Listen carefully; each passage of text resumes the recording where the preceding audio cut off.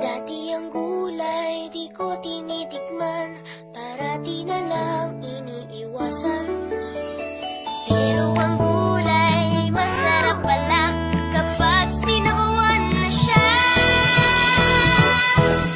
Makulay, makulay ang buhay. Makulay ang buhay sa sinabawang gulay.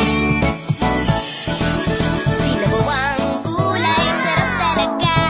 Ang bawat higop ay puno ng saya. Sinabawang gulay, sarap namnamin. Lumalakas ako, lahat ay kayang gawin. Makulay, makulay ang buhay. Makulay ang buhay sa sinabawang gulay.